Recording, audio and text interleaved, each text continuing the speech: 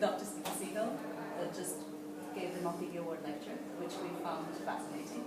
And throughout the history, your history that you were telling us, you said it is quite important for all of the personal connections that you make, the people that mentored you, the people that you mentored. Yes. So how important do you think it is to keep in touch with what people are doing right now, people that work with you, and for the people that you work with to still know what you're doing? Well, I tell the people in the lab that the link that they form when they're working with me is always there.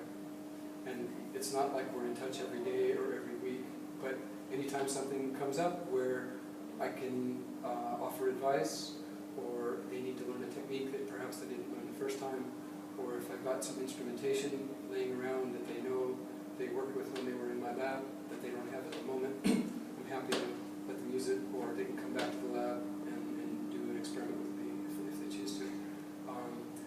Other ways that is manifested is if they're writing a grant or have some ideas for a grant, we can email, we can talk on the phone, I can help them focus their attention. I also get feedback from them on my thinking. One of the greatest things for me about working with young people is as I get older, it helps keep my thinking fresh, and I feel it helps me keep younger than I would otherwise be if I wasn't working with students. So once we build that link of working together, that link is always there. And how easy do you find to keep in touch with people even if they're geographically quite far away? Because one of the things that's now instilled in early career investigators is the importance of geographic mobility within Europe and even outside. Sometimes people want to settle down, keep roots, or at least be confined to a country. Do you think that it's important to do that when you have the possibility to do that? Sure. One of the nice things about this age that we live in is, for example, email just makes it so easy to do. There's also Skype. I don't do Skype a lot, but if people want to do that, then we use that very effectively. And so the electronic communications that are facilitated by email. I still write manuscripts with people in Europe, and you can send them back and forth. You can arrange a call when we're both awake instead of 2 in the morning in one place and 2 in the afternoon in the other place, and have conversations. It still works very effectively. It's not the same as being next to each other, sitting, holding hands and things, but it still works very effectively in terms of either writing grants or writing papers or analyzing data. I think the communication is there when you need it. It's not like you have to call and say hello every week just to call and say hello, but if something comes up where we can help each other, it's very straightforward. It's not an obstacle. And you also alluded to some controversy. So what do you, whenever in science two people that have worked together or worked in the same field for a long time have different notions of what's happening, how easy it is, especially if they're in different stages of their career, for them to be able to communicate with each other, to be able to bash two different ideas, two different notions within the same. I do that with people, I won't say every day, but in my lab, we have our weekly lab meeting, and one of the things that I encourage is to express different viewpoints about whatever is being discussed that day. Typically, what we'll do in a lab meeting, my lab size is about 5 or 6 people. That's what I have found to be the optimal group. So on a rotating basis, that means that, if not once a month, at least every 5 or 6 weeks, somebody, that same person will have a chance to present their latest data. And when you do, it's the opportunity for everybody in the lab to offer as much critique as possible. And so I think it's really important to be open to receiving critique. And sometimes people can be a little bit aggressive. If I see that happening, then I try and dial it back.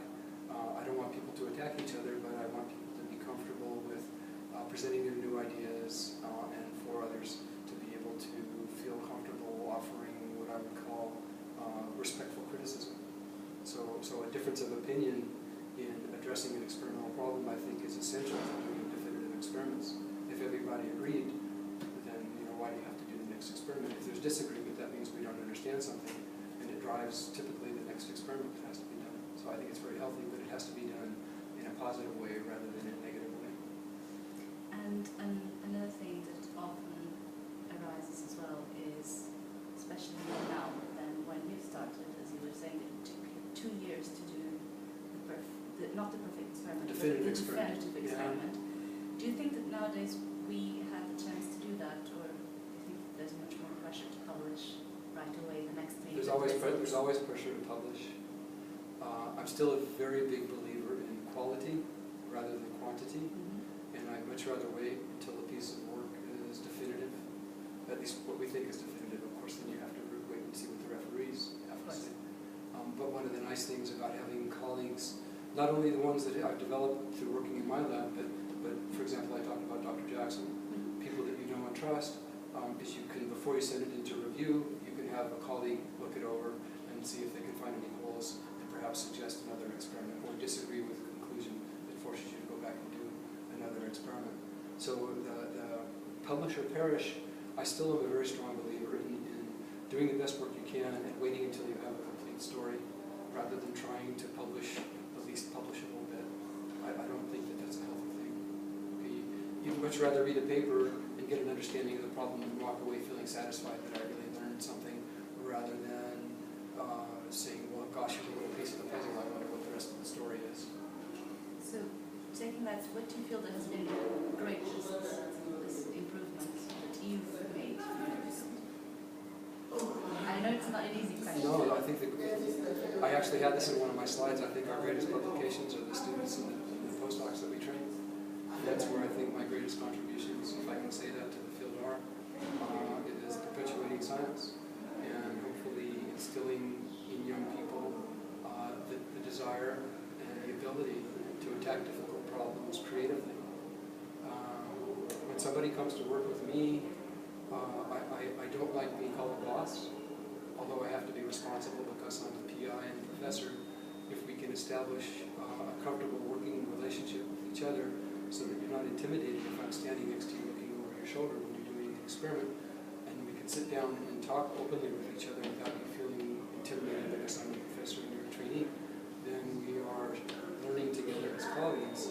And in any paper that's come out of my lab, it's not my product, it's not my student or trainee's product, rather it's a reflection of the interaction that we have together. And I really try and push each person in the lab to be as creative as they can. I don't say, here's your project, do it. What I'll say is, here's the technique, here's how you do the surgery, and as they develop the skills, we start developing the question with them. Of course, it falls under the umbrella of what the specific aims are for the grant funded by it. But it's up to the individual in mind to interpret that and what they want to develop. If you say that people are your biggest achievement, do you think the meetings that you've been attending and the people that you've seen progressing over the years, that you repeatedly meet, do you think that there is a trend now towards people enjoying microcirculation or them doing it just because it's fashionable or their peaks? So when people come and work with me, the first thing I usually try and do is discourage them. Because it's just plain hard, okay? And I don't mean that in a negative way, and I'm not trying to scare anybody away, but I want them to know how difficult it really is to study the microcirculation. And if they make up the commitment and the decision to go ahead with it, then they have 110% of support. It takes a long time to get the skill set in place to be able to do the experiments. You can't come in and expect to get data in a month or 6 months. Usually there's a solid year of learning how to do micromanipulation, of learning how to pull pipettes, of learning how to prepare your instruments so that you can handle 50 or 60 micron vessels. Those are all skills that you need to have in place before you can even do an experiment. Of course, in the background, you're doing a lot of control things. You know, you're playing with dyes, you're learning how to do the electronics, you're learning how to fill microelectrodes, you know, all of the different things. It's not boring, but down the hall there may be somebody who's doing molecular biology or biochemistry where you could do an assay and have data and have an abstract in 6 months after starting. And I tell people that when you start with me, it's going to be at least a year before you're ready to have an abstract, probably closer to 2, just because that's what it takes. And so then it's really up to the individual trainee, be it a student or be it a postdoc, whether they're willing to make that investment up front. And that's what I have to make them aware of. And why I say I'm not really scare them away, but just make them realize how difficult it is to get what you need in place to be able to study microcirculation rigorously. And I don't think that there are a lot of labs that offer that kind of training. So it's a niche, Our societies are not thousands of people. We have, I think, the US Society and the British Society each have about 250 members. There are many people out there who are studying microcirculation who don't belong to our societies, and we're making a big effort now to incorporate them. Each organ has its own special kind of microcirculation, and so I think the opportunities for studying the microcirculation are extraordinary. Any disease in the body must have some component that's related to the microcirculation, and I think as science is being more translationally driven, if we pay attention to the kinds of questions that are being asked by physicians about how to treat patients, and think of how we can bring the microcirculation into that context, and design experiments from the microcirculatory perspective to address questions in disease, I think that's really where the future is, and I think there's tremendous opportunity for young people to develop in that direction. So I think that's a wonderful note to finish our little interview, and I'd like to invite you to join us for reception. Thanks for the opportunity. Okay. Thank you very much for your advice. My pleasure. Thank you.